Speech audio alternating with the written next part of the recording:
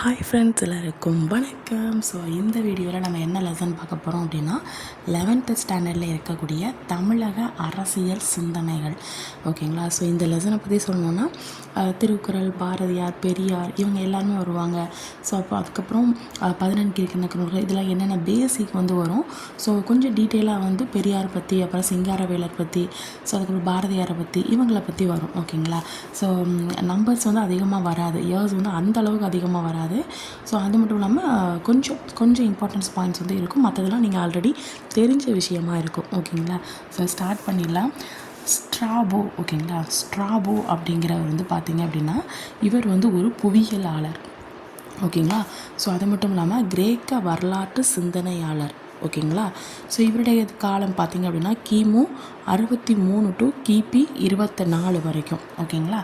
So புரிஞ்சிருச்சா? First Strabo அப்படிங்கிற ஒருத்தர் பார்க்க போகிறோம். ஸோ அவர் ஒரு புவியியலாளர். ஓகேங்களா? ஸோ அது மட்டும் இல்லாமல் கிரேக்க வரலாற்று சிந்தனையாளர். இவருடைய காலம் பார்த்திங்கன்னா கிமு 63 டு கிபி 24 வரைக்கும். புரிஞ்சிச்சா? ஸோ நெக்ஸ்ட் பார்த்திங்கன்னா இந்தியாவில், ஓகேங்களா, ஸோ இந்தியாவில் தென்கிழக்கு ஆசிய நாடுகள்லையும், அது மட்டும் இல்லாமல் இந்தியாவில் மத்திய தரைக்கடல் பகுதிகள்லையும். ஓகேங்களா? ஸோ இந்தியாவில் தென்கிழக்கு ஆசிய நாடுகள், அப்புறம் இந்தியாவில் மத்திய தரைக்கடல் பகுதிகளில் இதில் வர்த்தகம் இன்னும் கொஞ்சம் நல்லா டெவலப் ஆகிறதுக்கு என்ன கொண்டு வந்தாங்க அப்படின்னா கரையோர துறைமுகம் கொண்டு வந்தாங்க. அது எந்தெந்த கட்டத்தில் கரெக்டாக இருந்துச்சு அப்படின்னா கிமு 200லேருந்து கிபி 300 காலகட்டத்தில் வரைக்கும் நல்லா டெவலப் ஆகி இருந்துச்சு. ஓகேங்களா? ஸோ அப்போ இந்தியாவுடைய தென்கிழக்கு ஆசிய நாடுகள், இந்தியாவுடைய மத்திய தரைக்கடல் பகுதிகள். ஓகேங்களா? ஸோ வர்த்தகத்தை டெவலப் பண்ணுறதுக்காக துறைமுகங்கள் நல்ல ஒரு க்ரோ லெவலில் இருந்துச்சு. ஓகேங்களா? ஸோ கிமு 200 டு 300. ஓகேங்களா? ஸோ அதுக்கப்புறம் பண்டைய கால துறைமுகம் என்னென்ன அப்படின்னு சொல்லி பார்த்தீங்கன்னா கொர்க்கை, பூம்புகார், வசவசமுத்திரம், பெரிமுலா, அரிக்கமேடு, அழகன்குளம், மாமல்லபுரம். ஓகேங்களா? ஸோ கொர்க்கை, பூம்புகார், வசவசமுத்திரம், பெரிமுலா, அரிக்கமேடு, அழகன்குளம், மாமல்லபுரம். இன்னொரு வாட்டி சொல்லுங்கள். கொர்க்கை, பூம்புகார், வசவசமுத்திரம், பெரிமுலா, அரிக்கமேடு, அழகன்குளம், மாமல்லபுரம். ஓகேங்களா? ஸோ வர்த்தக வாணிபம் எங்கே நல்லா நடந்துச்சு அப்படின்னா எங்கெங்கெல்லாம் நடந்துச்சு அப்படின்னா தென்கிழக்கு ஆசிய நாடுகள், அதுக்கப்புறம் இலங்கை, சீனா, எகிப்து, கிரேக்கா, அப்புறம் ரோமாபுரி. இந்தியாவுக்கும் இந்த நாடுகளுக்கும் இடையே வர்த்தக வாணிபம் நடந்துச்சு. ஓகேங்களா? தென்கிழக்கு ஆசிய நாடுகள் இலங்கை, சீனா, எகிப்து, கிரேக்கா, ரோமாபுரி. ஓகேங்களா? ஸோ அதுக்கப்புறம் கிமு 300லேருந்து கிபி 300 வரைக்கும் அந்த காலகட்டத்தில் பார்த்திங்கன்னா சங்க இலக்கியங்கள். ஓகேங்களா? சார் அவங்க சங்க இலக்கியங்கள் எதை பிரதிபலிச்சுக்கிட்டு இருந்தாங்க அப்படின்னா இருந்துச்சு அப்படின்னா சமுதாயம், பொருளாதாரம், பண்பாடு, அரசியல் இந்த மாதிரி விஷயங்களை பிரதிபலிக்கக்கூடியதாக இருந்துச்சு. ஓகேங்களா? கிமு 300லேருந்து கிபி 300 வரைக்கும். ஸோ 8 தொகை நூல்கள் என்னென்னலாம் இருக்குன்னு கொடுத்துருப்பாங்க. 10 பாட்டு நூல்கள் கொடுத்துருக்க மாட்டாங்க, ஜஸ்ட் ஒரு ஹெட்டிங் மட்டும் கொடுத்துருப்பாங்க. ஸோ 8 தொகை நூல்கள்னால் என்னது? நற்றிணை, குறுந்தொகை, ஐங்குறுநூறு, பதிற்றுப்பத்து, பரிபாடல், கலித்தொகை, அகநானூறு, புறநானூறு. ஓகேங்களா? இது சங்க இலக்கியங்கள். அதுக்கு இந்த சைடு பார்த்திங்க அப்படின்னா 10 பாட்டு. திருமுருகாற்றுப்படை, புறநராற்றுப்படை, சிறுபானாற்றுப்படை, பெருமானாற்றுப்படை, முல்லைப்பாட்டு, மதுரை காஞ்சி, நெடுநல்வாடை, குறிஞ்சிப்பாட்டு, பட்டினப்பாலை, மலைவிடுகடா. ஓகேங்களா? ஸோ 8 தொகை 10 பாட்டு இந்த நாட்களையும் சொல்கிறாங்க. ஸோ அதுக்கப்புறம் இந்த சங்க இலக்கியங்களுக்கு அப்புறமா ரொம்ப ஃபேமஸான ஒரு விஷயம் என்னதுன்னு பார்த்தீங்க அப்படின்னா நூற்கோவை அல்லது பாடல் திரட்டு அப்படின்னு சொல்கிறாங்க. இதைத்தான் என்ன சொல்கிறாங்க? கீழ்கணக்கு நூல்கள்னு சொல்கிறாங்க. ஓகேங்களா? நூல்கோவை அல்லது பாடல் திரட்டு. ஓகேங்களா? ஸோ நூல்கோவை, இன்னொன்று என்னது நூல்கோவை அல்லது பாடல் திரட்டு. இதைத்தான் என்ன சொல்கிறாங்க? கீழ்கணக்கு நூல்கள் அப்படின்னு சொல்கிறாங்க. ஓகேங்களா? ஸோ இதில் என்னென்னலாம் இருக்குது? நாலடியார், நான்மணிக்கடிகை, திருக்குறள், இன்னா 40, இனியவை 40, ஆசாரக்கோவை, திரிகடுகம், பழமொழி 400, சிறுவஞ்ச மூலம், முதுமொழி காஞ்சி, ஏலாதி, கார் 40, ஐந்தினை 50, ஐந்தினை 70, திணைமொழி 50, திணைமொழி 70, திணைமொழி 150, லாஸ்ட்டாக களவழி 40, கைநிலை. ஓகேங்களா? ஸோ 14 கீழ்கணக்கு நூல்களையும் சொல்லியாச்சு, 8 தொகை நூல், 10 பாட்டு நூல்களையும் பார்த்தாச்சு. இதெல்லாம் ஆல்ரெடி எங்கள் தமிழில் படித்தது தான். ஓகேங்களா? ஸோ அதுக்கப்புறம் கோவைன்னு சொல்கிறாங்களா, அதாவது நூற்கோவைன்னு சொல்கிறாங்களா, அந்த கோவை அப்படின்னா என்னதுன்னா கருத்திலான வரிகள். ஓகேங்களா. ஸோ அதில் வந்து எல்லாமே எந்த இதை வந்து மென்ஷன் பண்ணியிருக்கோம்னா அன்பை பற்றி இருக்கும். ஓகேங்களா. ஸோ அன்பை பற்றியதாக இருக்கக்கூடியது என்னது அப்படின்னா கோவை, அதாவது நூற்கோவைன்னு சொல்கிறாங்களா கோவை. எக்ஸாம்பிள் பார்த்தீங்கன்னா பாண்டி கோவை. அப்போ கோவை அப்படிங்கிற ஒரு விஷயத்துக்கு வந்து எடுத்துக்காட்டாக என்ன இருக்குது அப்படின்னா பாண்டி கோவை. ஓகேங்களா. ஸோ அதில் எதை பற்றி சொல்லியிருக்கு அப்படின்னா அறத்தை பற்றி சொல்லியிருக்குது, சாரி அன்பை பற்றி சொல்லியிருக்கு. ஓகேங்களா. ஸோ அதுக்கப்புறம் பார்த்தீங்கன்னா ஸோ வந்து கோவை கருத்திலான வரிகள் என்ன சொல்லியிருக்கு அப்படின்னா அன்பை பற்றி சொல்லியிருக்கு. ஸோ எடுத்துக்காட்டாக என்ன சொல்கிறாங்க அப்படின்னா பாண்டி கோவை. ஸோ அதுக்கப்புறம் களம்பகம். ஓகேங்களா. ஸோ களம்பகம் பார்த்திங்க அப்படின்னா ஒரு பத்தியோட முடிவு முடிஞ்சிருக்குன்னு வச்சுக்கோங்க, அது வந்து அடுத்த பத்தியோட ஆரம்பமாக இருக்கும். ஓகேங்களா. ஸோ இது வந்து அரசன் அல்லது வீரத்தை பற்றி இருக்கும். ஓகேங்களா. எடுத்துக்காட்டு நந்தி களம்பகம். ஓகேங்களா. ஸோ நந்தி களம்பகம். ஸோ களம்பகம் அப்படிங்கிறது ஒரு பத்தியுடைய முடிவு அடுத்த பத்தியுடைய ஆரம்பமாக இருக்கும். இது வந்து ஒரு அரசனோ இல்லை ஒரு வீரனை பற்றி வந்து இருக்கும். ஸோ எக்ஸாம்பிள் பார்த்தீங்கன்னா நந்தி களம்பகம். ஓகேங்களா. ஸோ அதுக்கப்புறம் பரணின்னு சொல்லி பார்த்தீங்கன்னா இது வந்து ஒரு பாரம்பரியம். ஓகேங்களா. ஸோ பாரம்பரியம் சம்மந்தமாக இருக்கும். எடுத்துக்காட்டு பார்த்திங்க அப்படின்னா கலிங்கத்து பரணி. ஓகேங்களா. ஸோ அதுக்கப்புறம் கலிங்க அரசன் காரவேலன் கல்வெட்டு கேள்விப்பட்டிருப்பீங்க. ஸோ அதில் வந்து பார்த்திங்க அப்படின்னா அந்த கிமு 165 அந்த காலகட்டத்தில் உள்ளது. ஓகேங்களா. 165. அப்போ அந்த கலிங்க அரசன் காரவேலன், ஓகேங்களா, களி சாப்பிடும்போது ஆரஞ்சு பழமும் சேர்த்து சாப்பிடுங்க. ஓகேங்களா. அப்போ கலிங்க அரசன் காரவேலன் ஆரஞ்சு. ஓகேங்களா. 165. ஸோ இதில் வந்து பார்த்திங்க அப்படின்னா புவி அமைப்பு சரி, இன்னும் நிறைய வேறுபாடுகள், பல வேறுபாடுகள் வந்து இருக்குது. எவ்வளோ தான் இருந்தாலும் தமிழருடைய நாடு அந்த தேச கூட்டமைப்பாக இருந்துச்சு. ஓகேங்களா. ஸோ அதாவது என்னென்ன புவியமைப்பும் சரி எல்லா விஷயத்துலையும் சரி கொஞ்சம் வேறுபாடாக இருந்தாலும் சரி இது வந்து தமிழனுடைய நாடு தேச கூட்டமைப்பு அப்படியே இருந்துச்சு அப்படின்னு சொல்லி இந்த கல்வெட்டில் வந்து சொல்லியிருக்கு.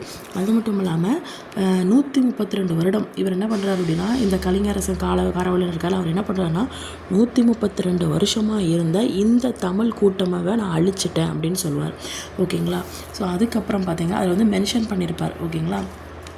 அதுக்கப்புறம் அகநானூறு பார்த்தீங்க அப்படின்னா அகநானூறு என்ன சொல்லுது அப்படின்னா தமிழ் அரசர்களின் கூட்டமைவு அது வந்து பிற நாட்டு படையெடுப்புக்கு எதிராக சண்டையிட்டதை பற்றி சொல்லுது. ஓகேங்களா. ஸோ மற்ற நாட்டு ஆட்கள் வந்து படையெடுப்பதுக்கு ஆப்போசிட்டாக எதிராக இருந்ததை அந்த சண்டையை பற்றி வந்து சொல்லுது. ஓகேங்களா. ஸோ அகநானூரில் சொல்லுது. நெக்ஸ்ட்டு வந்து பார்த்திங்கன்னா பண்டைய தமிழ்நாடு வந்து எப்படி அழைச்சாங்க அப்படின்னா தமிழகம் அப்படின்னு சொல்லி அழைச்சாங்க. பண்டைய தமிழ்நாடு அப்படிங்கிறத எப்படி அழைச்சாங்க, தமிழகம் அப்படின்னு நினச்சாங்க. அது எதிலிருந்து எது வரைக்கும் இருக்குதுன்னா திருப்பதியிலேருந்து கன்னியாகுமரி வரைக்கும் இருக்குது. ஸோ இதில் திருப்பதி அப்படிங்கிறது வந்து மேற்கு மலையை சார்ந்தது. ஓகேங்களா. ஸோ திருப்பதியிலேருந்து கன்னியாகுமரி வரைக்கும் இருந்துச்சு. இதில் திருப்பதிங்கிறது வந்து மேற்கு மலையை சார்ந்தது. ஸோ 5 புவியியல் சார்ந்தது, இது எல்லாருக்குமே தெரிஞ்ச விஷயம். குறிஞ்சி, முல்லை, மருதம், நெய்தல், பாலை. ஓகேங்களா. ஸோ அதுக்கப்புறம் தமிழ் மொழி பேசக்கூடிய பகுதிகளை வந்து என்ன பண்ணாங்க, நிறைய இதாக வந்து என்ன பண்ணாங்க, டிவைட் பண்ணாங்க. ஓகேங்களா. இப்போ சோழர்களின் தலைநகரம் என்னது, உறையூர். அப்போ ஒரு சோளம் நம்ம சாப்பிடுவோம்ல கான், சோளம் வந்து என்ன ஆயிடுச்சோ உறைஞ்சி போயிருக்கு அப்படின்னு ஞாபகம் வச்சுக்கோங்க. பனியில் உறைஞ்சி போயிருக்கு அப்படின்னு ஞாபகம் வச்சுக்கோங்க. சோழர்களின் தலைநகரம் உறையூர். பாண்டியனாலே மதுரைங்கிறது தெரியும். ஸோ சேரன் அப்படின்னா தற்போதைய கொங்கு நாடு கேரளா. ஓகேங்களா. ஸோ சேரம், வேலம். வேலம்னா என்னது, யானை தானே, வேலம் உடைத்து. சேரநாடு வேலம் உடைத்துன்னு சொல்லுவாங்க. வேலம் அப்படிங்கிறதுக்கு ஃபேமஸ் எங்கே, இது கேரளா. ஸோ அப்போ கேரளா, அப்புறம் கொங்கு நாடு. ஸோ பல்லவர்கள் அப்படின்னா காஞ்சிபுரம். இது எப்படி ஞாபகம் பல்லு வந்து காஞ்சி போயிருக்கு, தொண்டை காஞ்சி போயிருக்குன்னு சொல்லுவாங்களா. ஸோ இதில் வந்து பல்லு காஞ்சி போயிருக்கு அப்படின்னு ஞாபகம் வச்சுக்கோங்க. ஓகேங்களா. ஸோ அதுக்கப்புறம் பார்த்திங்கன்னா கடையேழு வள்ளல்கள். ஸோ கடையேழு வள்ளல்கள் பார்த்திங்கன்னா பாரி, ஊரி, காரி, ஆய், அதியமான், பேகன், நல்லி. இதில் கபிலர், ஔவையார் இவங்களை பற்றியும் மென்ஷன் பண்ணியிருக்கு அப்படின்னு சொல்கிறாங்க. ஒரு சிறந்த அரசன் அப்படிங்கிறவன் பார்த்திங்கன்னா எந்த ஒரு பாகுபாடும் இல்லாமல் நீதியை வந்து கொடுக்கணும், அன்பாக இருக்கணும். எதிரிகள்கிட்ட மட்டும்தான், அதுவும் படையில் மட்டும்தான், அந்த போர் இருக்கிற இடத்துல மட்டும்தான் எதிரிகள்கிட்ட வீரத்தை வந்து வெளிப்படுத்தணும் அப்படின்னு சொல்லி சொல்கிறார். இதுதான் ஒரு சிறந்த அரசன் அப்படின்னு சொல்லி சொல்கிறாங்க. ஸோ அதுக்கப்புறம் சபை அல்லது மன்றம். இதில் வந்து பார்த்திங்கன்னா ஒவ்வொரு கிராமத்துலேயும் ஒரு மன்றம் வந்து இருக்கும், மன்றம் ஒரு சபை வந்து இருக்கும். ஓகேங்களா. ஸோ அரசன் தான் அதுக்கு ஹெட்டாக வந்து இருப்பான். அதுதான் ஒரு உயர்ந்த நீதிமன்றம் மாதிரி. இப்போ உச்ச நீதிமன்றம் இதெல்லாம் இருக்குல்ல, ஸோ அப்போ வந்து அதுதான் உயர்ந்த நீதிமன்றமாக இருக்கும். எது அந்த அரசன் வந்து வெளிநாடு தலைமையேற்று நடக்கக்கூடிய அந்த சபையார் மன்றத்துக்கு. ஓகேங்களா. ஸோ அதுக்கப்புறம் புறநானூறு இதில் வந்து பார்த்திங்கன்னா சங்க இலக்கியத்தில் ஓகேங்களா. ஸோ சங்க இலக்கியத்தில் முக்கிய அரசியல் கொள்கைகளை பற்றி சொல்லியிருப்பாங்க. ஓகேங்களா. அரசன் அப்படிங்கிறது வந்து தியாகம் அப்படிங்கிற வந்து நீதி, தியாகம் பண்ணுறது, நீதி கொடுக்கறது, இது மட்டும் கிடையாது. நல்ல ஆட்சி இருக்கணும், நல்ல செயல் இருக்கணும், அவனுடைய புகழ் வந்து மக்கள்கிட்ட நீடித்து இருக்கணும். இதுதான் ஒரு நல்ல அரசன் அப்படிங்கிறாங்க. தியாகம் பண்ணுறது, நீதி கொடுக்கறது, இது மட்டுமே அரசன் கிடையாது.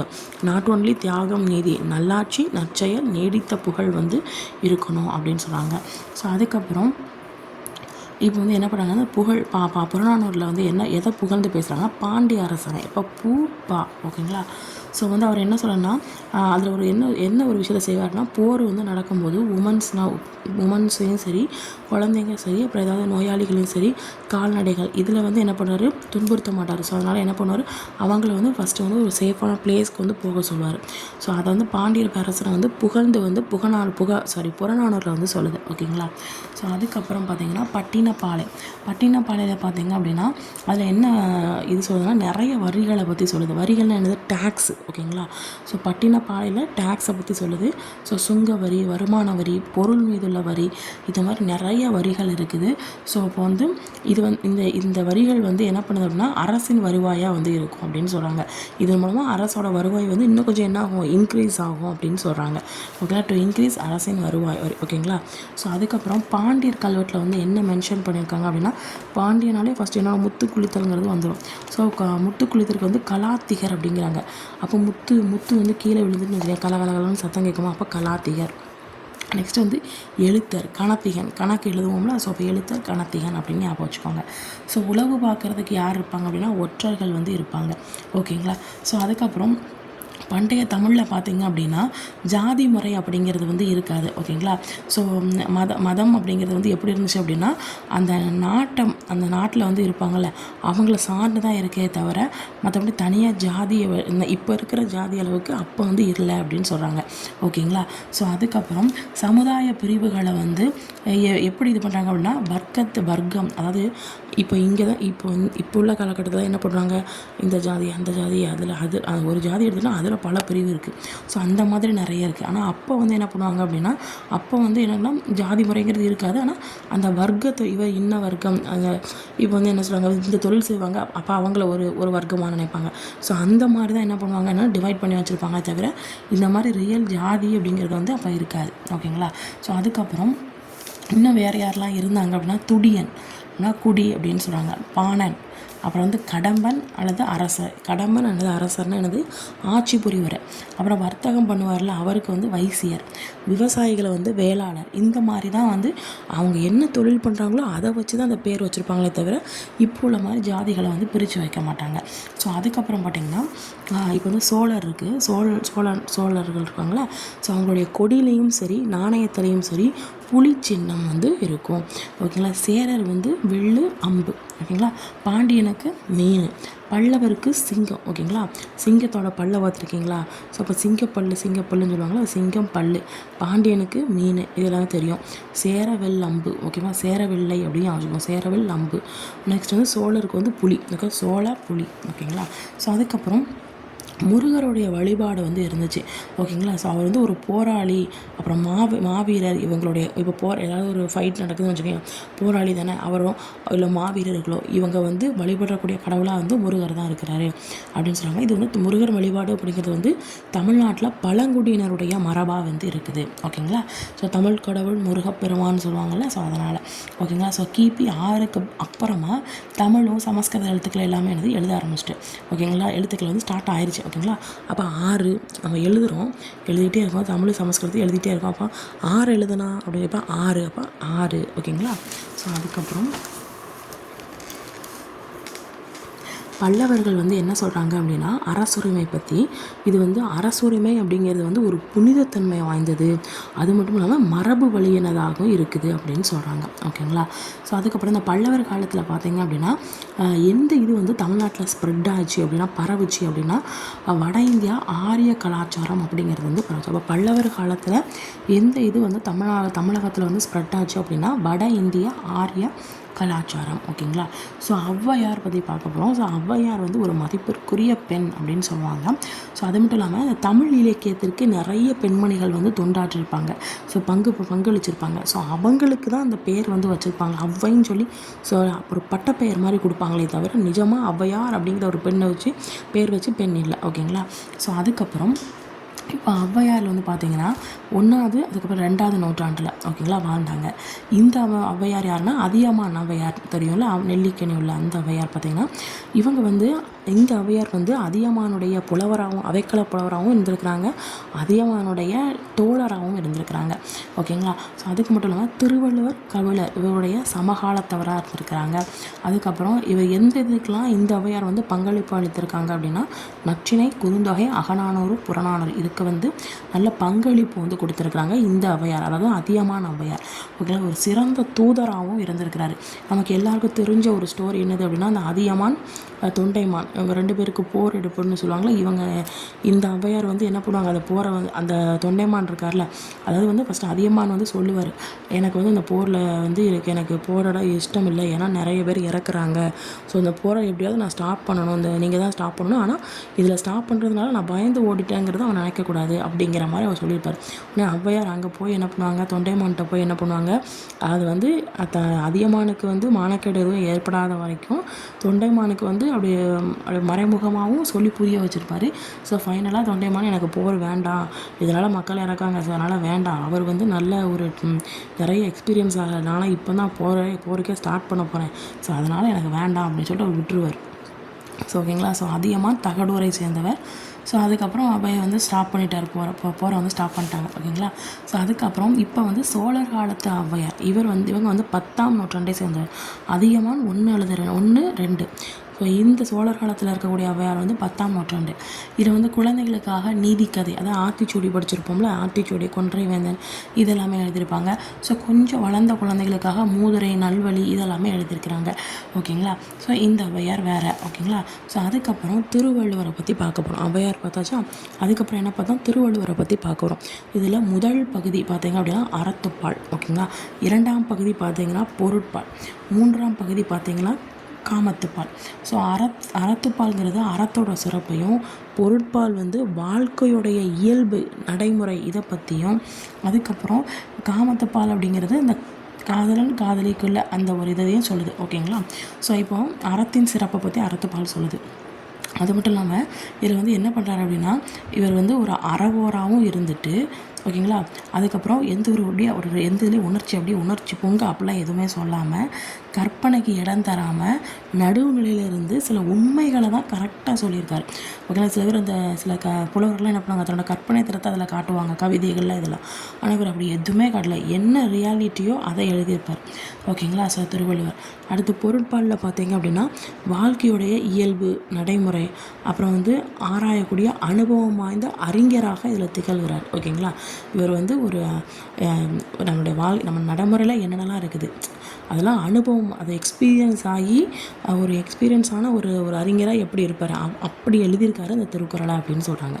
ஓகேங்களா. அதுக்கப்புறம் 3rd பகுதி காமத்துப்பால். இது வந்து என்னென்னா படைப்பு திறன் மிக்க கவிஞராக இன்னும் எழுதியிருப்பார். இதில் வந்து படைப்பு திறனை காட்டியிருப்பார். அதாவது என்னதுன்னா நாடக போக்கில் ஒரு தலைவன் தலைவி அவங்க வந்து மறைஞ்சிருந்து அவங்களுடைய பேச்சு அந்த இதெல்லாம் என்ன பண்ணுவார் அப்படின்னா அதை எப்படி எனது கதை மூலமாக பேச வைக்கிற மாதிரி எழுதியிருப்பார். ஓகேங்களா. ஓகே. அதுக்கப்புறம் பொருட்பாலின் 7 பகுதிகள். இது பார்த்திங்க அப்படின்னா போக்கியார். இது வந்து ஒரு பழைய வெண்பான்னு சொல்கிறாங்க. ஓகேங்களா.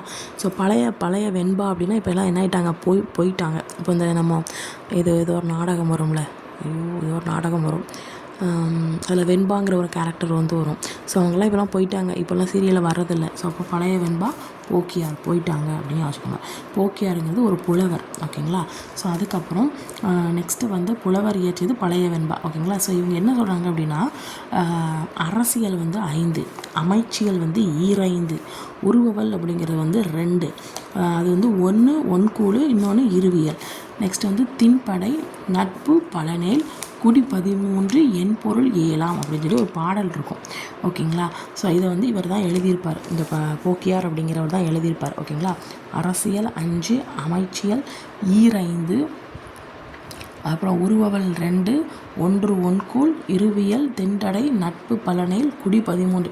நம்பர்ஸாக வந்துச்சுன்னா இப்போ நீங்கள் நம்பர்ஸாக சொல்லிட்டு இருந்தீங்கன்னா ஏமா போமா அப்படின்னு சொல்லி விரட்டி விட்ருவீங்களா? ஒருத்தவங்க வந்து உங்கள்கிட்ட ஒரு நம்பராக 1 2 3 4 5 6 8 சொல்லிட்டே இருக்கணும்னு வச்சுக்கோங்க. அங்கிட்டு போமா அப்படின்னு சொல்லிட்டு விரட்டி விட்ருவாங்கன்னு வச்சுக்கோ. அப்போ போக்கியார். யாருமா இது போமா அங்கிட்டு அப்படின்னு சொல்லுவாங்களா? அப்போ போக்கி யாருமா அங்கிட்டு யார் போனா போக்கியார். ஓகேங்களா. பழைய வெண்பா. அதுக்கப்புறம் இதில் 7 பகுதிகள் இருக்குதுன்னு சொன்னோமா, 70 அதிகாரங்கள் இருக்குது. ஸோ அரசியல் வந்து 25, இது வந்து அரசினுடைய அங்கம் அப்படின்னு சொல்கிறாங்க. எது அரசியலை அரசுடைய அங்கம் அப்படின்னு சொல்கிறாங்க. அமைச்சியல் வந்து 10. ஓகேங்களா. ஒரு இதில் நீ அமரணும் அப்படின்னா 10 ரூபா கொடுக்கணும். அரண் அப்படின்னா 2, கோட்டை வந்து அரண்னா கோட்டைன்னு வச்சுக்கோங்க. ஸோ கோட்டை வந்து 2 பக்கமும் இருக்கணும், முன்னாடி பக்கம் பின்னாடி பக்கம். கூழ் அப்படின்னா ஒரு தடவை தான் கூழ் கொடுப்பாங்கன்னு வச்சுக்கோங்க. படையில் எத்தனை எழுத்து இருக்குது? 2 எழுத்து இருக்குது. அல்லது படை 2 படை ஆப்போசிட்டில் ஒருத்தர், இங்கே ஒருத்தர், 2 படை போரிடுது. அப்புறம் வந்து நட்பு 17 வயசுலேருந்து நட்பு வந்து ஸ்டார்ட் ஆயிரும். நெக்ஸ்ட் வந்து குடி 13 நம்பர் வீட்டில் போய் குடிச்சிட்டு படுத்துட்டாங்கன்னே வச்சுக்கோங்க. ஸோ 13 நம்பர் குடி. ஓகேங்களா. அதுக்கப்புறம் இது வந்து என்ன, ஆட்சி தலைவனை பற்றி சொல்லுது. ஓகேங்களா. அப்போ வந்து 7 பொருட்பாலில் இருக்கக்கூடிய 7 பகுதிகளில் எந்த பகுதி அரசை பற்றி சொல்லுது, எந்த பகுதி எத்தனை பகுதி வந்து அரசை பற்றி, எத்தனை பகுதிகள் வந்து அந்த ஆட்சி தலைவனை பற்றி சொல்லுது அப்படின்னா, ஒரே ஒரு பகுதி அரசியலை பற்றி, அதாவது அரசியல் அப்படிங்கிறது வந்து அரசை பற்றி சொல்லுது. மற்ற 6 வந்து உங்களுக்கு அந்த ஆட்சி தலைவனை பற்றி சொல்லுது. ஓகேங்களா. ஸோ அதுக்கப்புறம் இதுக்கு ஒரு இது கொடுத்துருப்பாங்க. படைகுடி கூழமைச்சு நட்பு அரண் 6 உடையான் அரசருள் ஏறு அப்படிங்கிறத சொல்லியிருப்பாங்க. ஓகேங்களா. ஸோ திருக்குறள் மட்டும் இதில் அப்பப்போ வந்துக்கிட்டே இருக்கும். ஓகேங்களா. ஸோ அதுக்கப்புறம் இப்போ அரசியல் வந்து எவ்வளோ சொன்னோம், 25ன்னு சொன்னோமா. ஸோ இதில் வந்து நிறைய பெயர்கள் வந்து இருக்குது. ஓகேங்களா. அரசர், வேந்தர், நிலன், ஆண்டவர், மன்னர். அந்த அரசன் அப்படிங்கிற ஒரு இதுக்கு வந்து நிறைய பேர் வந்து இருக்குது அப்படின்னு சொல்கிறாங்க. ஸோ அதுக்கப்புறம் இறைமாட்சியிலிருந்து இருக்கன் அழியாமை அப்படிங்கிற வரைக்கும் இந்த அரசர், வேந்தர், நிலன், ஆண்டவர், மன்னர் இது எல்லா பேரும் அது வந்து திருக்குறளில் மென்ஷன் பண்ணியிருக்கோம் அப்படின்னு சொல்கிறாங்க. ஓகேங்களா. திருக்குறளில் இது என்ன சொல்லுங்க, இறைமாட்சியிலிருந்து, இறைமாட்சி அதிகாரத்திலிருந்து இடுக்கண் அழியாமை வரைக்கும் இருக்கக்கூடிய அந்த திருக்குறளில் ஒரு மன்னருக்கு என்னென்ன பெயர்லாம் இருக்குது, அந்த பெயர்கள் எல்லாமே அதில் வந்து மென்ஷன் பண்ணியிருப்பாங்க. வேறு வேறு பெயர்கள் வந்து மென்ஷன் பண்ணியிருப்பாங்க. அரசர், வேந்தர், நிலன், ஆண்டவர், மன்னவர். ஓகேங்களா. ஸோ திருவள்ளுவர் வாழ்ந்த காலம் பார்த்திங்க அப்படின்னா முடியாட்சி காலம். ஓகேங்களா. திருவள்ளுவர் வாழ்ந்த காலம் அப்படிங்கிறது வந்து என்னது, முடியாட்சி காலம். ஓகேங்களா. ஸோ திருவள்ளுவருடைய அரசியல் அமைப்பு வந்து எதை பேஸ் பண்ணியிருந்துச்சு அப்படின்னா, திருவள்ளுவரோட பொறுத்தவரை மக்கள் நல அரசாக இருக்கணும் அப்படின்னு நினச்சாங்க. ஓகேங்களா. அதாவது வந்து அவர் ஒரு திருக்குறள் வந்து சொல்லுவார், முறை செய்து காப்பாற்றும் மன்னனும் மக்களுக்கு இறையென்று வைக்கப்படும் அப்படின்னு சொல்கிறார். ஓகேங்களா. மக்களை வந்து கரெக்டாக நீ முறை செஞ்சு காப்பாற்றிட்டு வந்தேன்னா நீ மக்கள் மத்தியில் நீ ஒரு இறை அப்படின்னு சொல்லி, ஒரு இறைவனுக்கு சமம் அப்படின்னு சொல்லி அவர் சொல்கிறார். ஓகேங்களா. ஸோ அதுக்கப்புறம் மன்னன் நீதிநெறி வலுவாம், அதான் இப்போ சொன்னதை சொல்கிறாங்க. மன்னன் வந்து கரெக்டாக மக்களை வந்து நீதிநெறி வலுவாமல் கரெக்டாக சேஃபாக காப்பாற்றினான் அப்படின்னா அந்த மன்னன் வந்து இறை அப்படின்னு சொல்லி தானே, தெய்வத்துக்கு ஈக்குவல் அப்படின்னு சொல்லி வைக்கப்படுவான் அப்படின்னு சொல்லி திருவள்ளுவர் சொல்கிறார். நெக்ஸ்ட்டு வந்து அரச குடும்பம், அதாவது அரச குடும்பம் அதுக்கப்புறம் பிறக்கிறது அரசனோட பொறுப்பு மட்டும் கிடையாது. இப்போ அரச குடும்பம்னா என்னது, இப்போ ஒரு அரசன் இருக்கான், அவனுடைய பையன் வந்து அரியணை ஏறுறான், உடனே அவன் வந்து ஒரு நல்ல பொறுப்பு உள்ளவன் அப்படின்னு நம்ம சொல்ல முடியாது. அவன் கரெக்டாக அந்த மக்களை வந்து வழிநடத்தி அந்த மக்களை வந்து சேஃபாக பாதுகாக்கணும், அதுதான் உண்மையான அரசன் அப்படின்னு சொல்கிறாங்க. ஓகேங்களா. ஸோ அதுக்கப்புறம் மன்னன் எவ்வளியோ மக்கள் அவ்வழி அப்படின்னு சொல்கிறாங்க. இந்த அறநெறி வந்து கம்பல்சரி அப்படிங்கிறது வந்து தேவை அப்படின்னு சொல்கிறாங்க. ஓகேங்களா. மன்னன் எந்த வழியும் மக்கள் அவ்வழி அப்படின்னு ஞாபகம். நெக்ஸ்ட் வந்து மரண் இழுக்கா மானம் அப்படிங்கிறது சொல்கிறாங்க. அதாவது நாட்டுடைய மானம் தான் தன் மானம் நினைக்கணும்.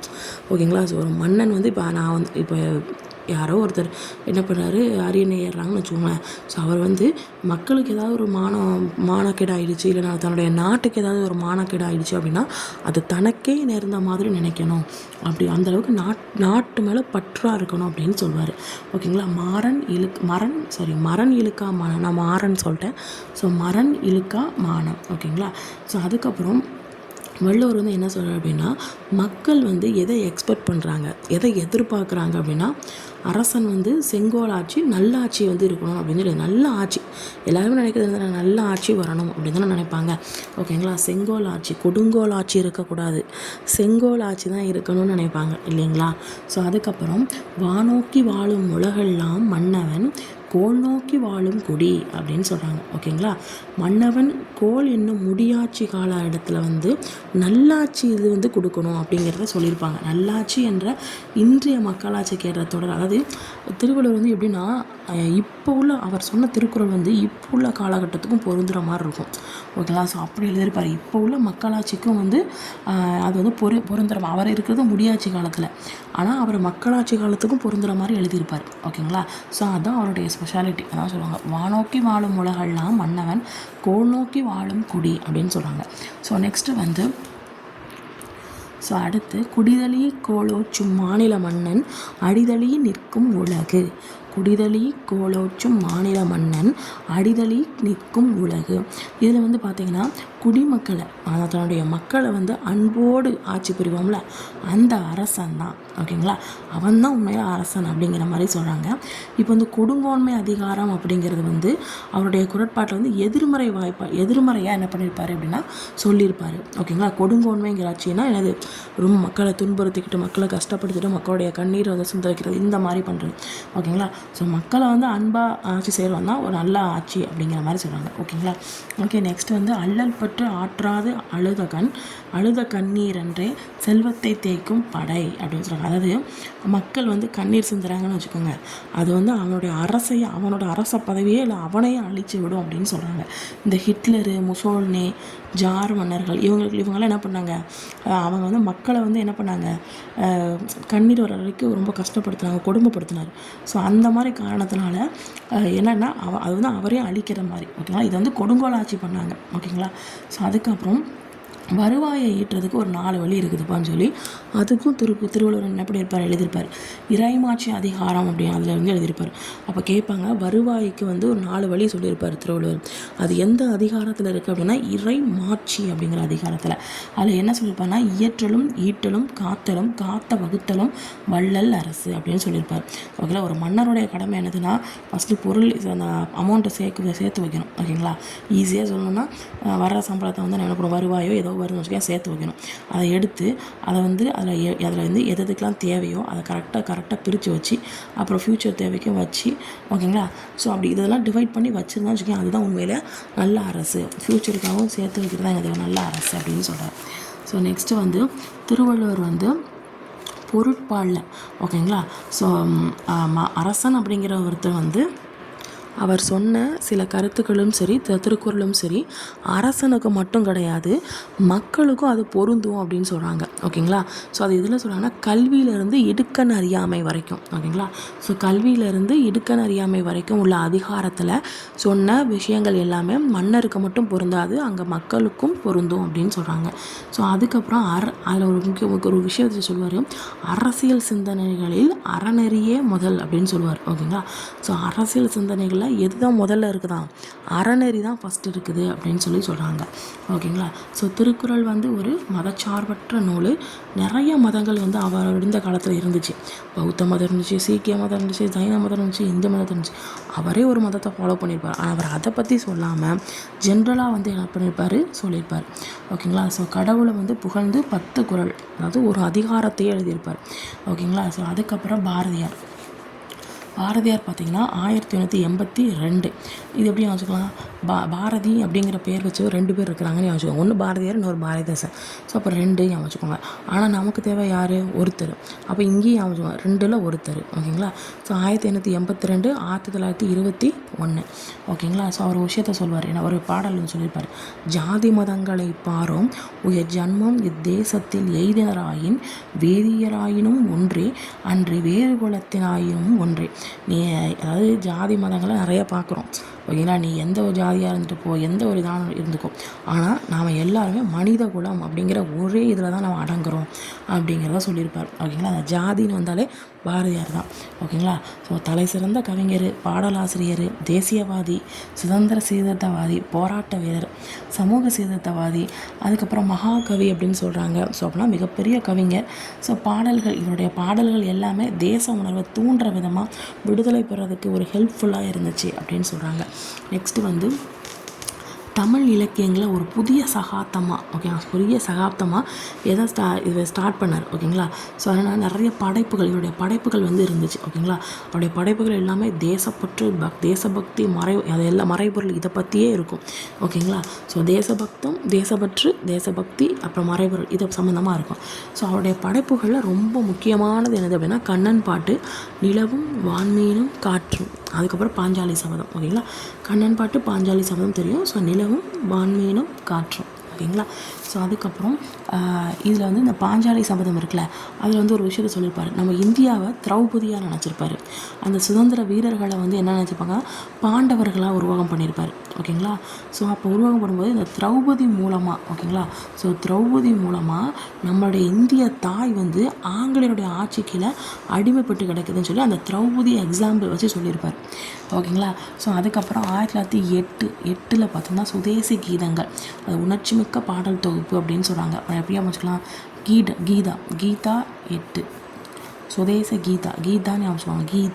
கீதா வந்து கரெக்டாக 8 மணிக்கு சுதேசியாக மாறிடுவா. அப்படின்னா சுதேசியாக என்னது, அதாவது 8 மணி நேரமும் சுதேசியாக இருப்பாள். சுதேசியாக இருந்தது அந்நிய பொருட்களை வந்து புறக்கணிச்சிருப்பார். அடுத்த மணி நேரத்துக்கு வந்து சுதேசியை விட்டுருவா அப்படின்னு ஞாபகம் வச்சுக்கோங்க. ஓகேங்களா.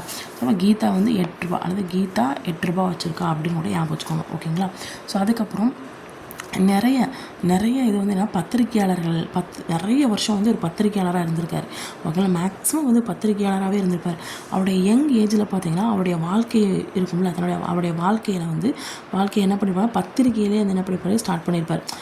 வாழ்க்கையை எழுதுறது, அவருடைய வாழ்க்கை வரலாறு அப்படி எழுதுறது, இந்த மாதிரி எல்லாமே அவருடைய பத்திரிகையில் வந்து ஸ்டார்ட் பண்ணியிருப்பார். இவர் வந்து பத்திரிகையில் துணை ஆசிரியராகவும் இருந்திருக்கிறாரு. ஸோ 1906 மே மாதம் இந்தியா அப்படிங்கிற ஒரு புதிய நாளிதழை வந்து ஸ்டார்ட் பண்ணியிருப்பார். ஓகேங்களா. ஸோ 6 அப்போ இந்தியா அப்படின்னா இந்தியா 6 அதான் நம்ம பாரதி 6. அப்போ லீவு டைமில் ஸ்டார்ட் பண்ணியிருக்காரு மே மாதம். ஓகேங்களா. 6 நம்ம பாரதி 6. ஓகேங்களா. இந்தியா அப்படிங்கிற ஒரு நாளிதழை ஸ்டார்ட் பண்ணியிருக்காரு. ஓகேங்களா. அதில் வந்து என்ன அறிவிச்சிருப்பார் அப்படின்னா, பிரெஞ்சு புரட்சியாக இருக்கக்கூடிய முக்கிய முழக்கமாக இருக்கக்கூடிய சுதந்திரம், சமத்துவம், சகோதரத்துவம் அப்படிங்கிற அந்த விஷயத்தை வந்து என்ன பண்ணியிருப்பார், அறிவிச்சிருப்பார். ஸோ அதுக்கப்புறம் கேலி சித்திரம்னு என்னது, காமெடியாக இப்போ அந்த அரசியல் சம்மந்தமாக காமெடியாக படம் வரையாது நிறைய பேர் நியூஸ் பேப்பரில் பார்த்துருப்பீங்க. அதை வந்து ஃபஸ்ட்டு தமிழ்நாட்டில் அந்த இந்தியாவில் வந்து இந்தியா அப்படிங்கிற ஒரு நாளேடில் வந்து பதிவு செஞ்சது இந்த பாரதியார் தான்.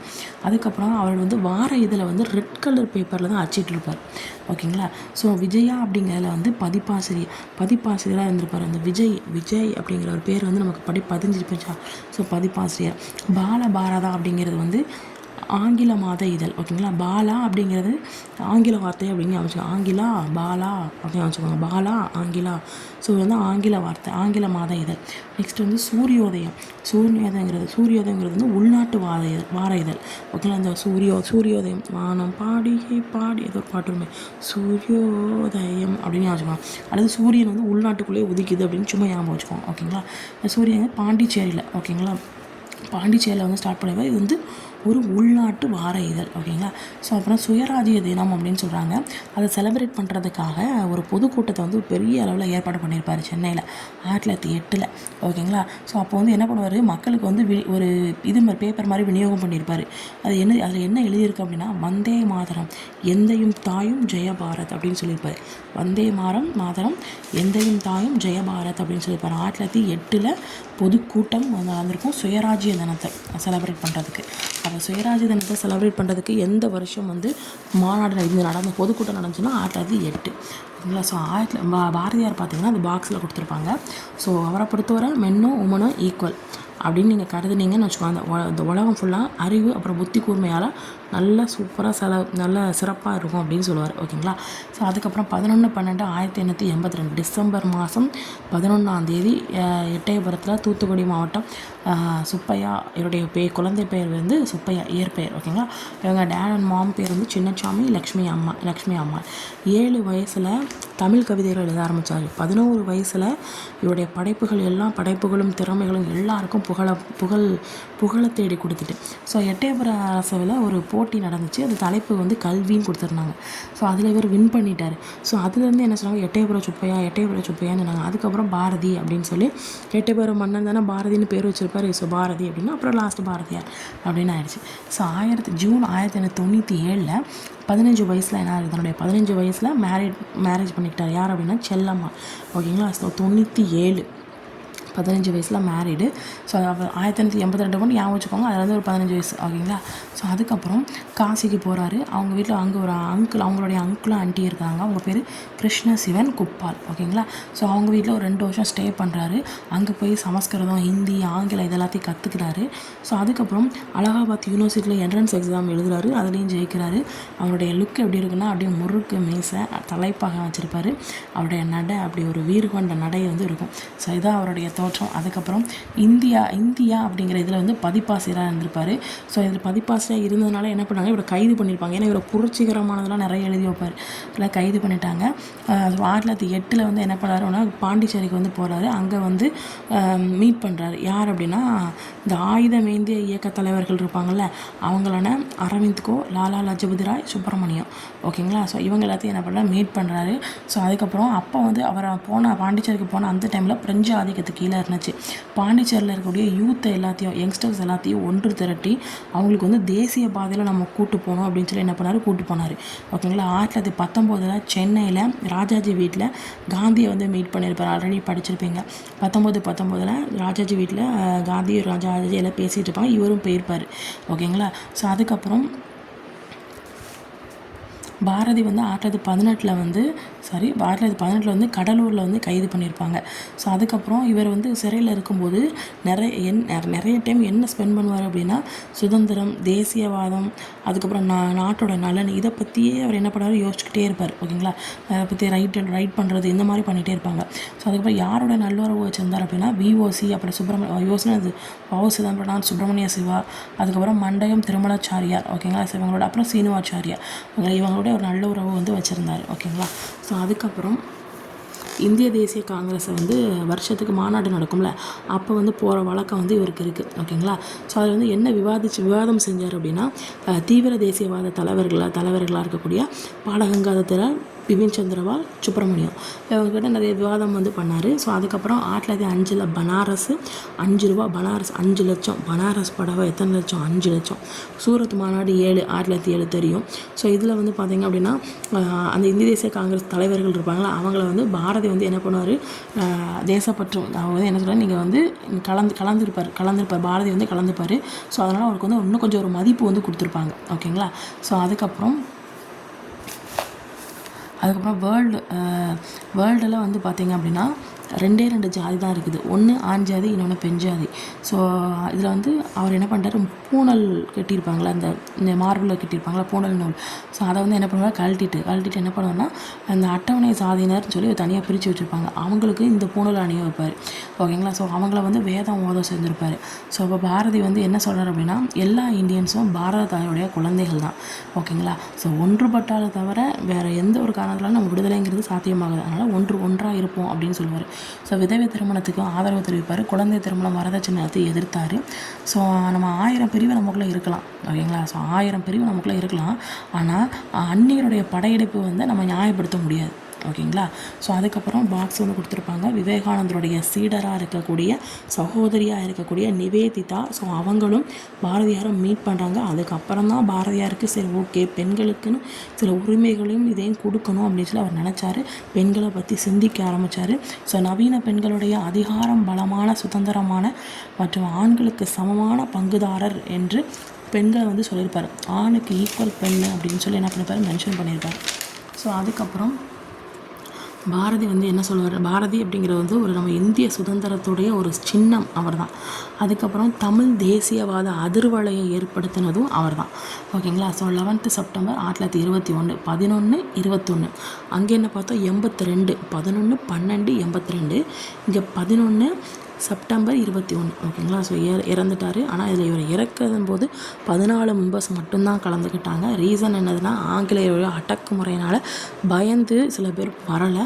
ஸோ அது மட்டும் இல்லாமல் அப்படி நீங்கள் போனீங்க அப்படின்னா உங்களோட ஜாதியிலேருந்து அவங்களை தள்ளி வச்சுருவோம், உங்களை ஜாதியை தள்ளி வச்சுருவோம் அப்படின்னு சொல்லி அவங்க பயந்து என்ன பண்ணாங்க, அவங்க அவருடைய இறப்புக்கு வந்து போகலை, ஓகேங்களா. ஸோ சிங்காரவேலருடைய முக்கிய பங்கு அப்படின்னு சொல்லி பார்த்தீங்க அப்படின்னா இவருடைய இது காலம் பார்த்திங்கன்னா 1860 46 சிங்கம் 60 46, ஓகேங்களா. ஸோ இது வந்து பொது உடைமைவாதம் அப்படின்னு சொல்கிறாங்க, ஹெட்டிங் கொடுத்துருப்பாங்க.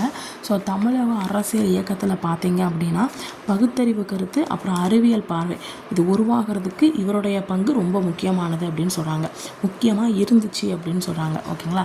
ஸோ அதுக்கப்புறம் விடுதலை போராட்டத்தில் பார்த்தீங்க அப்படின்னா வட்டாரத்தன்மை அப்படிங்கிறத வந்து கொடுத்தாரு, ஓகேங்களா. வட்டாரத்தன்மை வந்து இருக்கணும் அப்படின்னு நினச்சார், ஓகேங்களா. அது மட்டும் இல்லாமல் விவசாயி தொழிலாளர் நலன் இது எல்லாத்தையும் வந்து விவசாயியும் சரி தொழிலாளர் நலையை ரெண்டையும் நம்ம என்ன பண்ணணும் இணைக்கணும்னு நினச்சாரு. அதுக்கப்புறம் இந்திய அரசியலில் சமதர்ம கருத்துக்கள் வந்து பரவணும், அதில் வந்து ஒரு முக்கிய பங்கு ஆற்றுறது இவர் தான், ஓகேங்களா. ஸோ அதுக்கப்புறம் இவர் சிங்காரவேலர்னால் உங்களுக்கு கண்ணை முன்னே ஞாபகம் வருது ஒன்றே ஒன்று தான், தொழிலாளர் தினம் அப்படிங்கிறத ஞாபகம் வச்சுக்கோங்க, ஓகேங்களா. அதாவது உழைப்பாளர் தினம் சொல்லுவாங்க, உழைப்பாளர் தினம் உழைப்பாளர் எல்லாம் ஒன்று தான். ஸோ உழைப்பாளர் தினம், ஓகேங்களா. ஸோ தொழிலாளருடைய உரிமை பாதுகாக்க சட்டம் வேணும்னு சொல்லி போராடினது இவர் தான்.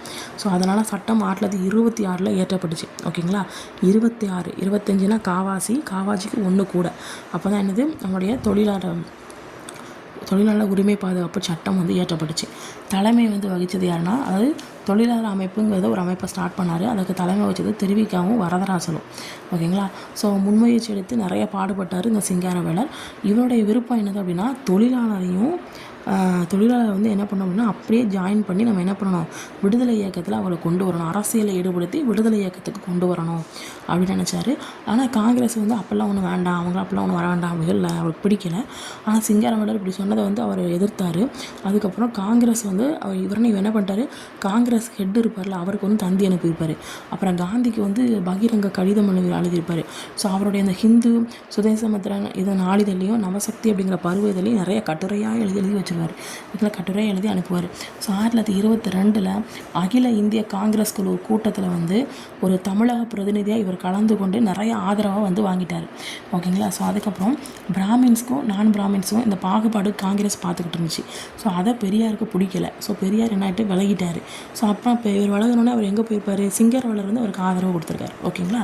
ஸோ பெரியாரை வந்து ஆதரித்து கூட்டிகிட்டு வந்தது யாருன்னா சிங்காரவேலர், ஓகேங்களா. ஸோ இவர் என்ன பண்ணுறாரு, பெரியார் என்ன பண்ணுறாரு, பொது உடைமைவாத கருத்துக்களை வந்து அக்செப்ட் பண்ணிவிட்டு அவர் என்ன பண்ணுறாருன்னா சுயமரியாதை இயக்கம் அப்படிங்கிறத நேம் சேஞ்ச் பண்ணி சமூக நீதி கட்சி அப்படின்னு மாற்றிருப்பார், ஓகேங்களா. ஸோ அப்போ வந்து சிங்காரவேலரோட ஜாயின் பண்ணிட்டு சுயமரியாதை இயக்கம் அப்படிங்கிற ஒரு இதை வந்து சமூக நீதி கட்சின்னு சொல்லி மாற்றிறாரு. நெக்ஸ்ட் வந்து பெரியார் நடத்திய இதழ் பார்த்திங்கன்னா குடியரசு, அதில் வந்து என்ன சொல்லுவார்னா மூட நம்பிக்கை எதிராக நிறைய கட்டுரைகள் எழுதுவார், ஓகேங்களா. ஸோ குடியரசில் வந்து மூட நம்பிக்கைக்கு எதிராக நிறைய கட்டுரைகள் எழுதுவார். இந்தியாவில் ஃபஸ்ட்டு உழைப்பாளர் தினத்தை மே 1 1923 அப்போ மே 1 இருக்குது, இங்கே 2 இங்கே 3, ஓகேங்களா. அதே டைமில் சென்னையில் அதே டைமில் தொழிலாளர் விவசாய கட்சி அமைக்கப்படும் அப்படின்னு சொல்லி என்ன பண்ணார் அறிவிப்பு சொல்கிறார், ஓகேங்களா. ஸோ 1925 கான்பூரில் இந்தியாவில் ஃபஸ்ட்டு பொது உடைமைவாதம் அப்படிங்கிறது வந்து உங்களுக்கு வந்து பொதுவாக ஒன்று சொல்கிறேன்ப்பா, காவாசியாது ஓகேங்களா. காவாசியாவது பொது உடைமை அப்படிங்கிறது வந்து உங்களுக்கு இருக்கணும். ஓகேங்களா. காவாசினா 25. அப்போ பொது உடைமைவாத மாநாடு ஓகேங்களா கான்பூரில் நடந்திருக்கு. தலைமையேற்று நடத்திருக்கிறாரு. ஸோ அதில் என்ன சொல்கிறாரு, டாக் அபவுட் எதை பற்றி சொல்கிறேன்னா, வன்முறையற்ற மார்க்சிய பாதையை வந்து நம்ம வந்து கொண்டு வரணும் அப்படின்னு சொல்லுவார். வன்முறையற்ற மார்க்சிய பாதை ஓகேங்களா. எதில் சொல்லியிருப்பார், பொது உடைமைவாத மாநாட்டில் வந்து சொல்லியிருப்பார். எப்போ நடந்திருக்கும், 1925 கான்பூரில் ஓகேங்களா. ஸோ 1925 கான்பூரில் பொது உடைமைவாத மாநாடு. ஸோ அதில் என்ன சொல்லியிருப்பார் அப்படின்னா, வன்முறையற்ற மார்க்சிய பாதை வேணும் அப்படின்னு சொல்லியிருப்பார். ஸோ தென்னிந்தியாவுடைய ஃபஸ்ட்டு பொது உடைமைவாதி பொதுவாக இருக்கிறது சிங்கம். இப்போ சிங்கம் வந்து எல்லாத்துக்கும் எல்லா அனிமல்ஸும் பொதுவாக தான் நிற்கும். ஸோ அப்போ சிங்கார வேலர் அப்படின்னு ஞாபகம் வச்சுக்கோங்க. ஸோ நெக்ஸ்ட்டு வந்து திராவிட கொள்கைவாதம் பெரியார், இவரை பற்றி பார்க்க போகிறோம். ஸோ இது வந்து 1879 73. இது எப்படி ஞாபகம் வச்சுக்கலாம், பெரியவங்கள்லாம் எழும்போது கொஞ்சம் கஷ்டப்படுவாங்க, எழுந்ததுக்கு முன்னாடி கொஞ்சம் கஷ்டப்படுவாங்க அப்படின்னு ஞாபகம் வச்சுக்கோங்க. எழும்போது ஓகேங்களா. தமிழகத்தில் தலை சிறந்த சீர்திருத்தவாதின்னு சொல்கிறாங்க. ஸோ ஈரோட்டில் தான் பிறந்தார். ரொம்ப பணக்கார ஃபேமிலி தான். ஸோ 1973 பிறக்கிறாரு.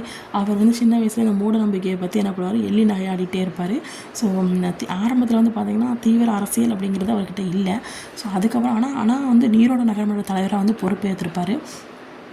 அதுக்கப்புறம் 1920 வந்து பார்த்திங்கன்னா அடித்தட்டு மக்கள்கிட்ட காங்கிரஸ் இயக்கத்தை கொண்டு போகிறதுக்கு ஒரு இதாக இருந்தார். பெரும் பங்கு இவர்கிட்ட தான் இருந்துச்சு. ஸோ அதுக்கப்புறம் ஆலய நுழைவு போராட்டம் வெற்றி பெற்றதுலையும் இவருடைய பங்கு வந்து இருந்துச்சு அப்படின்னு சொல்கிறாங்க ஓகேங்களா. ஸோ அதுக்கப்புறம் பார்த்திங்கன்னா காங்கிரஸ் கட்சி வந்து எதை ஃபாலோ பண்ணுச்சுன்னா, வர்ணாசிரம கொள்கையை வந்து ஃபாலோ பண்ணிச்சு. உடனே இவருக்கு இது பிடிக்கல. ஸோ விலகிட்டு நீதி கட்சியில் போய் நீதி கட்சியில் வந்து ஜாயின் பண்ணுறாரு. அதாவது சுயமரியாதை இயக்கத்தை வந்து ஸ்டார்ட் பண்ணுறாரு பெரியார் ஓகேங்களா. ஸோ அதுக்கப்புறம் பெரியார் பார்த்திங்கன்னா அவர் வந்து ஒரு என்ன சொல்வார் அப்படின்னா, தேசத்தின் பெயரால் ஓகேங்களா, தேசத்தோட பேரை வச்சு ஒரு குழு வந்து மக்களை சுரண்ட நினச்சதுன்னு வச்சுக்கோங்க. அந்த தேசம் இப்போ கஷ்டப்பட்டு போராடி செஞ்சு அந்த சுதந்திரத்தை வாங்கி கொடுத்தல, அது சுதந்திரமே கிடையாது அப்படின்ட்டார் ஓகேங்களா. ஸோ அதுக்கப்புறம் தங்களின் சுயநலம் மற்றும் மேம்பாட்டுக்காக உன்னோட சுயநலத்துக்காகவும் உன்னோட மேம்பாட்டுக்காகவும் மக்களை வந்து தேசம் அப்படின்னு நம்ப வச்சு நீ ஏமாத்துற அப்படின்னு சொல்லுவார் ஓகேங்களா. இது நீ தேசத்துக்கு எதிரான ஒரு செயல் அப்படின்னு சொல்லி அவர் சொல்வார் ஓகேங்களா. ஸோ அதுக்கப்புறம் சுயமரியாதை அப்படிங்கிற ஒரு விஷயம் மறைக்கப்பட்டுச்சுன்னா அது வந்து ஒரு குற்றம் மாதிரி ஆகும் அப்படின்னு சொல்லி அவர் சொல்வார். நெக்ஸ்ட் வந்து பெரியார் என்ன சொல்கிறாருன்னா, தேசியவாதம்னா என்னது, முதலாளிவாதிகள் இருக்காங்களே அவங்களுடைய மூலதனத்தை இன்னும் கொஞ்சம் பெருக்கிக்கிறதுக்கு மக்களை, அதுவும் ஏழை மக்களை பலிக்கடாக்குறாங்க. ஸோ அதை யூஸ் பண்ண ஒரு வார்த்தை என்னது அப்படின்னா, இந்த தேசியவாதம் அப்படிங்கிற வார்த்தையை யூஸ் பண்ணி முதலாளிகள் வந்து அந்த அப்பாவி மக்களை வந்து ஒரு பலிக்கடா மாதிரி ஆக்குறாங்க அப்படின்னு சொல்லுவார். ஸோ அதுக்கப்புறம் தேசியவாதம் அப்படின்னு சொல்லணும்னா, தேசிய இனம் இணைத்து உருவாக்கப்பட்ட ஒன்று. ஆனால் சிலர் அவரை பொறுத்தவரை தேசியவாதம்னா நம்ம எல்லாத்தோட தேசியவாதம்னா என்னென்னா, தேசிய இனங்களை இணைச்சு உருவாக்கப்பட்ட ஒரு விஷயம் அப்படின்னு சொல்லலாம். ஆனால் இப்போ என்ன பண்ணுறாங்க, சிலருடைய ஆதிக்கத்துக்கு அது வந்து ஒரு கருவியை அதை வந்து யூஸ் பண்ண ஆரம்பிச்சிட்டாங்கன்னு சொல்லி பெரியார் வந்து எதிர்த்ததுக்கு காரணம் இதுதான் ஓகேங்களா. ஸோ மொழி கொள்கைன்னு பார்த்தீங்க அப்படின்னா, அதுக்கப்புறம் அவர் வந்து என்ன பண்ணுறாங்க, மொழியை இப்போ நான் என் மொழியை காப்பாற்றணும் அப்படின்னா அந்த மொழியை காப்பாற்றுறதுக்கு எனக்கு வந்து உரிமை இருக்குது ஓகேங்களா. அதான் சொல்லுவாங்க, அவரவர் மொழியை காப்பாற்ற அவரவருக்கு உரிமை உண்டு ஓகேங்களா. ஸோ அதுக்கப்புறம் இது வந்து திராவிட சமதர்ம குடியாட்சியால் பாதுகாக்கப்படும் அப்படின்னு சொல்லி அந்த இதில் சொல்கிறாங்க ஓகேங்களா. ஸோ அதுக்கப்புறம் மொழி வந்து பார்த்திங்கன்னா யாரையும் வலுக்கட்டாயப்படுத்தக்கூடாது, நீ இந்த மொழியை கற்றுக்கோ அப்படின்னு சொல்லி என்ன பண்ண வலுக்கட்டாயப்படுத்தக்கூடாது. அதுக்கப்புறம் ஆயுதமாக வந்து யூஸ் பண்ணக்கூடாது, மொழியை ஒரு ஆயுதமாக யூஸ் பண்ணி நீ வந்து அதை வந்து தப்பான வழியில் எடுத்துகிட்டு போகக்கூடாது. ஸோ சப்போஸ் மொழி வந்து இப்போது யோசிச்சுங்க, சப்போஸ் மொழி வந்து தேசியமயமாக்கப்பட்டுச்சுன்னு வச்சுக்கோங்க. ஸோ மக்களோட பட்டினி எதுவும் தீரப்போது கிடையாது ஓகேங்களா.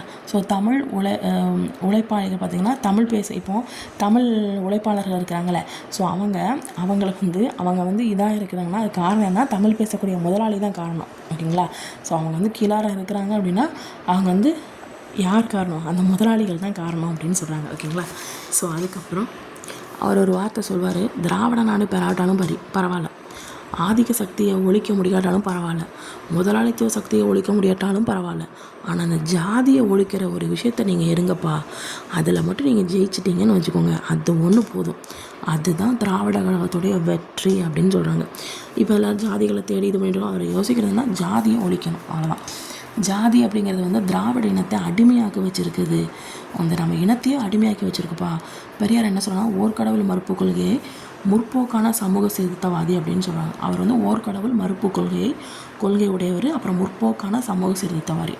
அவரை பொறுத்தவரை என்னென்னா, ஒரு சராசரி தமிழன் இருக்கானா அவனுக்கு வந்து ஒரு கொள்கையாக வந்து என்னென்ன இருக்கணும் அப்படின்னா, சமூகம், சமத்துவம், சுயமரியாதை, அப்புறம் மொழியோட பெருமை, இதில் எல்லாமே வந்து அவனுக்கு இருக்கணும்.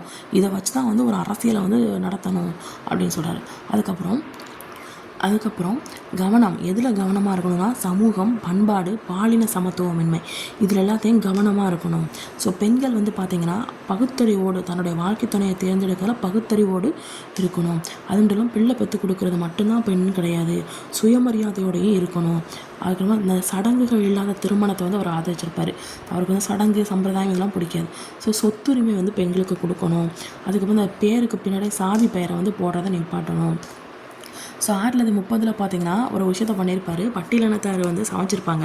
அந்த சமைச்ச ஃபுட்டை பொதுக்கோட்டத்தில் வச்சு எல்லாத்துக்கும் சமபந்தியாக எல்லோரும் ஒரே இடத்துல உட்கார வச்சு என்ன பண்ணியிருப்பார், கொடுத்துருப்பார்.